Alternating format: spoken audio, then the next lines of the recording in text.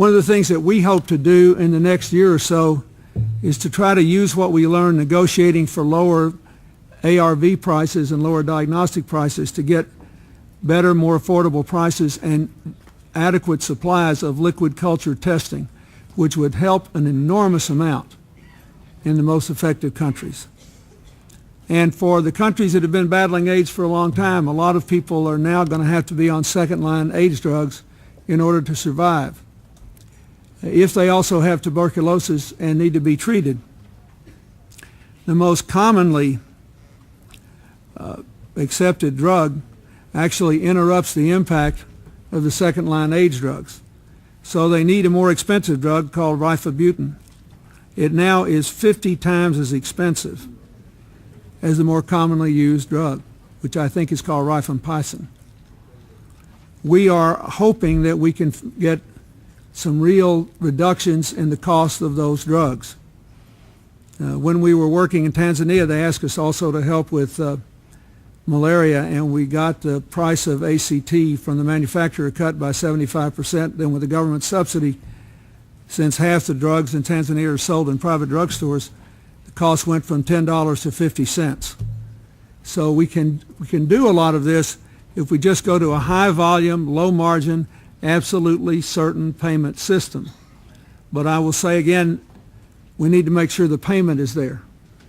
So I would urge all of you who have any control over the donor part of this operation, whether through the international agencies or through national plans, to target your efforts to getting us good liquid treatment testing. It's very important. And then to make sure that we can get adequate amounts of medicines that will not interrupt the treatment of HIV, trying to keep people alive with tuberculosis. I think this is the most important thing I can say. There are lots of other practical problems here, but the people on the ground know we need to integrate these two support systems.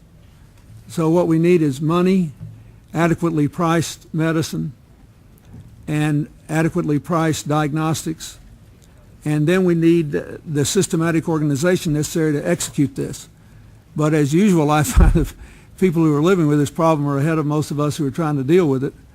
And we need we know what works. I think we just need to fund it and then make sure that there's a systematic capacity to execute it in all the countries in question.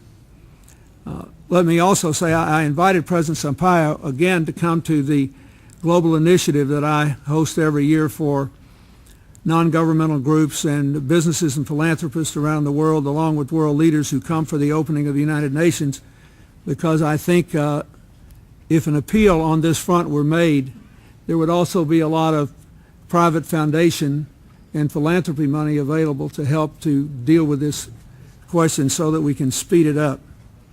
And finally, I know I don't need to say this, but you mentioned at the beginning the enormous drag on development that tuberculosis has. I think it's also important to note that the more development is retarded and the more the normal course of life is interrupted by global warming, the more likely people are to be poor, to get HIV and to get TB.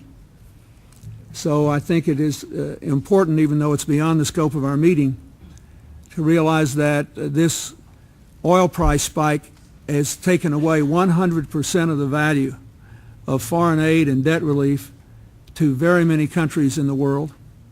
It has dramatically increased the cost of producing food, and it has increased, therefore, the number of people who are at risk of these diseases.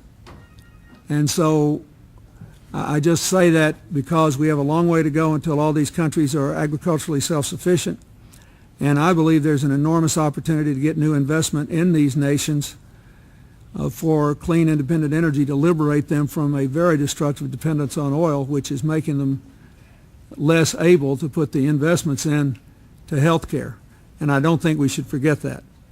But to go back to the beginning, there are certain very practical things that we can all be doing here that I think would empower the people on the ground in many of these countries who know good and well that the time has long since passed that we have to deal with these two problems as one.